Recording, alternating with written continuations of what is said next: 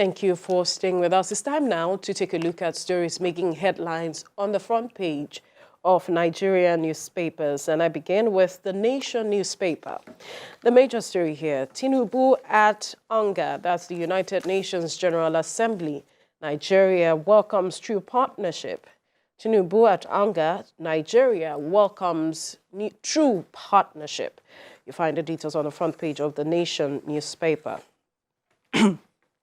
To the Leadership newspaper now. In first UNGA outing, Tinubu seeks real deal for Nigeria, others.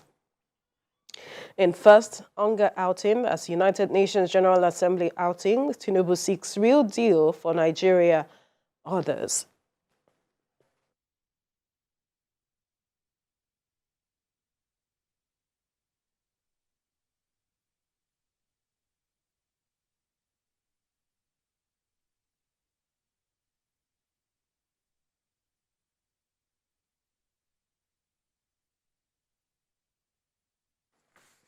And to the Blueprints newspaper, opposition to rising military coups in Africa thickens at UN Assembly. And some writers here, we stand with AU ECOWAS to back constitutional rule. Biden, that's the U.S. president speaking. And for those with narrow vision of Africa, we aren't afraid of confrontation. Tinubu speaking there. To the First News newspaper, 2023 poll. Atiku Obi challenged Tinubu's victory at Supreme Court. Seek its nullification as Labour Party flag bearer files 50 grounds to appeal. All the details on the front page of the First News newspaper. And to the Nigerian News Direct, Atiku Obi insists on nullification on Tinubu's victory. Head to Apex Court. Details on the front page of the Nigerian News Direct.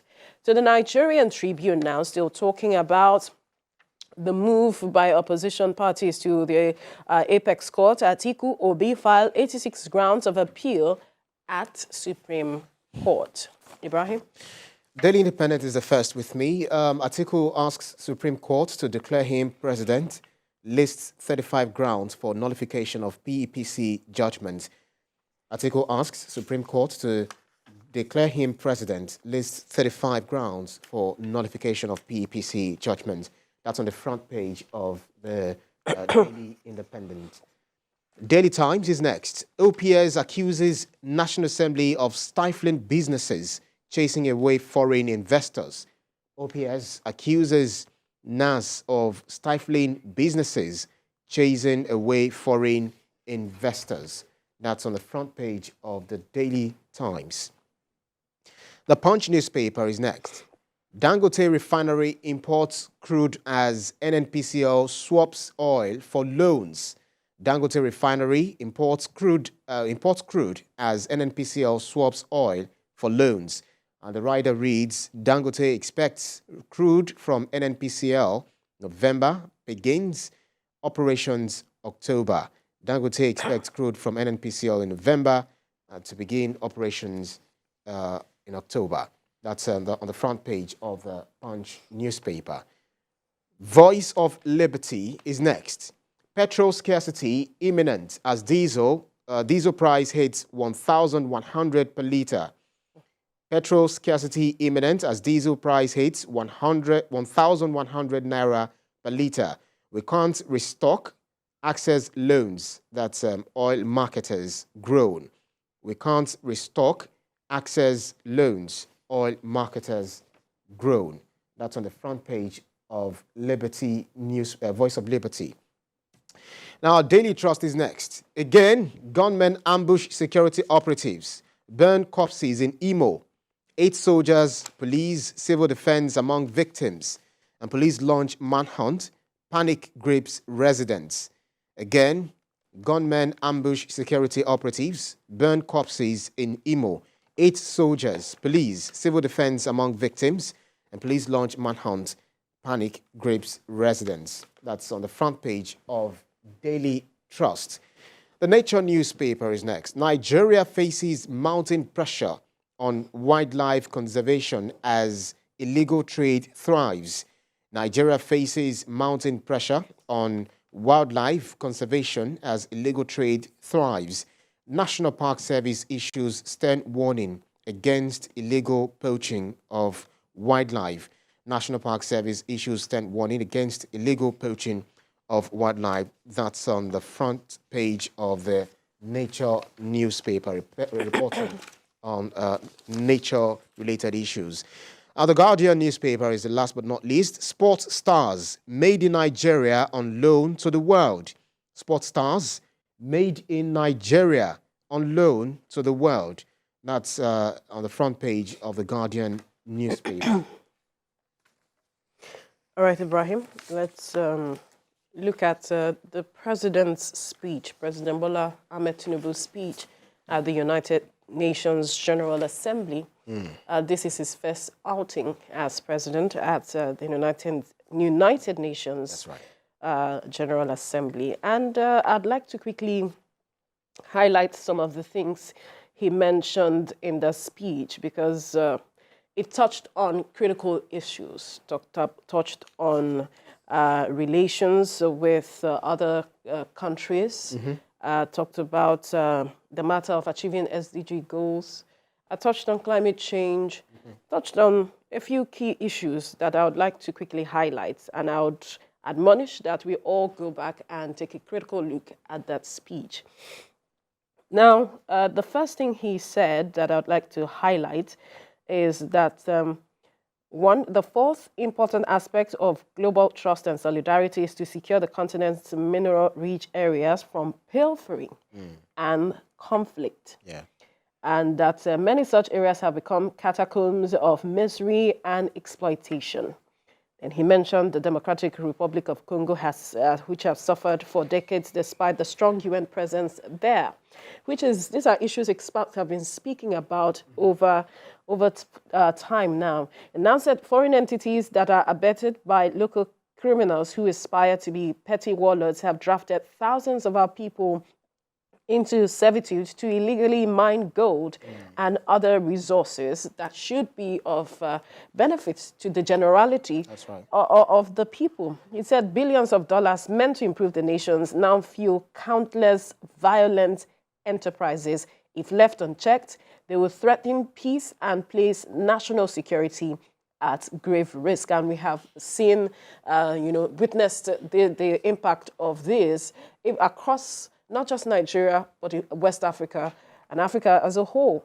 Then he further noted that his aggressive economic development, diplomatic push for new investment has been demonstrably effective in presenting Nigeria as a business ready, but the ease of doing business, according to the president, might not be the major encumbrance to large-scale investment.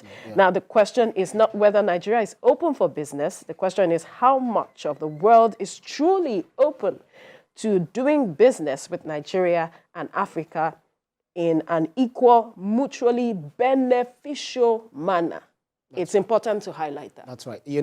Trust President Tinubu, is bold when it comes to giving speech. Sometimes he speaks off the cuff, and then he always strikes the important notes. And the fact that he's also speaking to world leaders on that global stage really echoes a lot of things. For him to not only speak for Nigeria, he also spoke on behalf of Africa as a big brother of the continent. So the fact that he talks about Nigeria, then you see him in the next line talking about Africa when he talks about the war in the DRC. I mean, the exploitation. Yeah, exactly, the exploitation. And he was also speaking to those who are complicit to, it's like calling them out. Exactly, to mining us and stealing us dry. That, listen, we can't have good country, we can't have good continent, we can't have development if we have you coming to our countries, digging into our soils and taking away our resources. Yeah, sponsoring militants from among us to steal us dry, and then you go to your country and develop your country, and at the end of the day, with our resources, and you find Nigerians saying, we want to jack, I want to go to a better nation. Whereas these countries you're running to, they are the one that they actually pilfered us, they stole us blind. So that's the president talking there, and he was able to speak truth to power. He is someone in power, but he's also speaking truth to power. So if we have that kind of a president, hitting the right notes, in terms of talking, talking to the world leaders and calling them to questions and saying, okay, fine, we have to do this, but we have to do it right. That's why when he talks about climate change, he talked about the climate, he said, we are going to address this the way we see, we deem fit. You are saying that, okay, we should reduce carbon emission and all of that, but you are still producing something. You are doing that. You understand? So we have to, don't force us to do this thing. You know, he said something like, he said, when he talked about climate, he said, okay, we'll look at the Great Green Wall, we look at the gas burning stove, you know, et cetera, et cetera. So this is the president talking. You already read one of the quotes, positioning Nigeria as, we are ready for business.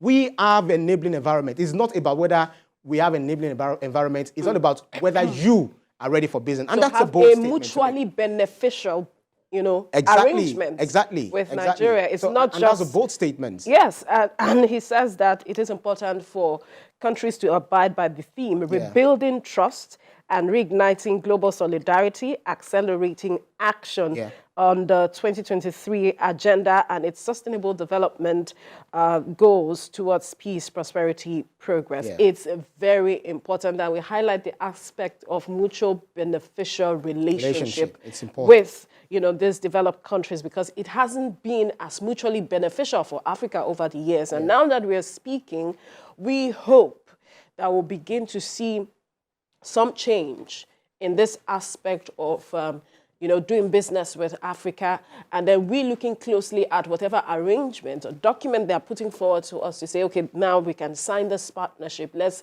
ensure that we read between the lines to ensure it is mutually beneficial for be it Nigeria, be it Africa. The matter of SDG goals, we haven't come so close at achieving any as it is. Is it at addressing poverty? Is it at addressing hunger? Is it at addressing quality education, ensuring gender equality?